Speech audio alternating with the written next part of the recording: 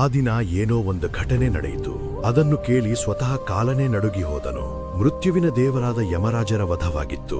ಹೌದು, ಆ ದಿನ ಮರಣವೇ ತನ್ನ ಮರಣವನ್ನು ಕಂಡಿತು. ಮತ್ತು ಅವರನ್ನು ಸಂಹರಿಸಿದವರು ಯಾರೂ ಅಲ್ಲ, ಸ್ವತಃ ಭಗವಾನ್ ಶಿವರು.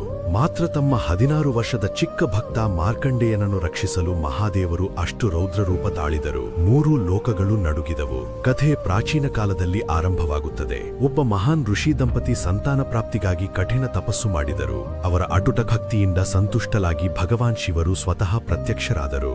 ಮಹಾದೇವರು ಶಾಂತ ಸ್ವರದಲ್ಲಿ ಹೇಳಿದರು, ನಿಮಗೆ 2 ಆಯ್ಕೆಗಳಿವೆ. ಒಬ್ಬ ಅಲ್ಪಾಯು ಆದರೆ ಅತ್ಯಂತ ತೇಜಸ್ವಿ ಪುತ್ರ, ಅಥವಾ ದೀರ್ಘಾಯು ಆದರೆ ಸಾಮಾನ್ಯ ಪುತ್ರ. ಋಷಿಗಳು ವಿಳಂಬವಿಲ್ಲದೆ ಉತ್ತರಿಸಿದರು, ಪ್ರಭು, ನಮಗೆ ತೇಜಸ್ವಿ ಪುತ್ರನೇ ಬೇಕು. ಅವನ ಆಯುಷ್ಯ ಕಡಿಮೆ ಇದ್ದರೂ ಪರವಾಗಿಲ್ಲ. ಕಾಲ ಕಳೆದಿತು ಮತ್ತು ಒಂದು ದಿವ್ಯ ಬಾಲಕ ಜನ್ಮ ತಾಳಿದ, ಮಾರ್ಕಂಡೇಯ.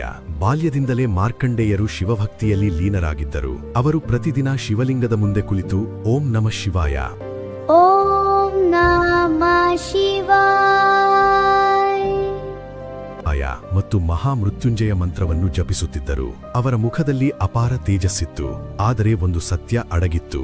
ಅವರ ಆಯುಷ್ಯ ಕೇವಲ 16 ವರ್ಷ. 16ನೇ ವರ್ಷ ಸಮೀಪಿಸುತ್ತಿದ್ದಂತೆ ಅವರ ತಾಯಿ ತಂದೆಗಳು ದುಃಖದಿಂದ ತುಂಬಿದರು. ಆದರೆ ಮಾರ್ಕಂಡೇಯರ ಹೃದಯದಲ್ಲಿ ಭಯವಿರಲಿಲ್ಲ, ಕೇವಲ ಭರವಸೆಯಿತ್ತು. ಅವರು ದೃಢಸ್ವರದಲ್ಲಿ ಹೇಳಿದರು, ನನ್ನಿಗೆ ಜನ್ಮ ನೀಡಿದ ಮಹಾದೇವರೇ ನನ್ನ ರಕ್ಷಣೆ ಮಾಡುತ್ತಾರೆ.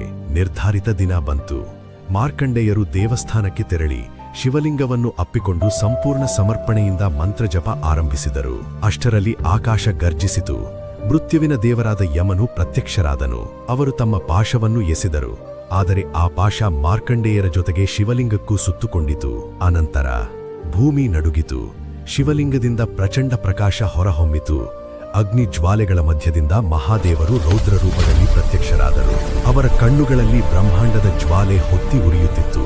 ನನ್ನ ಭಕ್ತನನ್ನು ಸ್ಪರ್ಶಿಸಲು ಹೇಗೆ ಧೈರ್ಯವಾಯಿತು ಎಂದು ಶಿವನ ಗರ್ಜನೆಯಿಂದ ದಿಕ್ಕುಗಳು ಕಂಪಿಸಿದವು. ಕ್ರೋಧದಿಂದ ಮಹಾದೇವರು ತಮ್ಮ ತ್ರಿಶೂಲವನ್ನು ಎತ್ತಿ ಯಮನ ಮೇಲೆ ಪ್ರಹಾರ ಮಾಡಿದರು.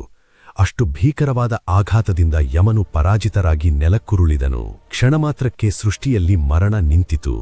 ಕಾಲವೇ ಸ್ತಬ್ಧವಾಯಿತು. ದೇವತೆಗಳು ಚಿಂತಿತರಾದರು. ಅವರು ಕೈಜೋಡಿಸಿ ಪ್ರಾರ್ಥಿಸಿದರು, ಪ್ರಭು, ಮರಣ ನಿಂತರೆ ಸೃಷ್ಟಿಯ ಸಮತೋಲನ ಭಂಗವಾಗುತ್ತದೆ. ಅದಾಗ ಶಿವನ ಕ್ರೋಧ ಶಮನವಾಯಿತು. ಅವರು ಯಮನಿಗೆ ಪುನಃ ಜೀವದಾನ ನೀಡಿದರು. ಆದರೆ ತಮ್ಮ ಭಕ್ತ ಮಾರ್ಕಂಡೇಯರಿಗೆ ಅಮರತ್ವದ ವರವನ್ನು ನೀಡಿದರು. ಆ ದಿನದಿಂದ ಮಹಾದೇವರು ಕಾಲಾಂತಕ ಎಂದು ಪ್ರಸಿದ್ಧರಾದರು, ಅಂದರೆ ಕಾಲಕ್ಕೂ ಅಂತ್ಯ ಮಾಡುವವರು.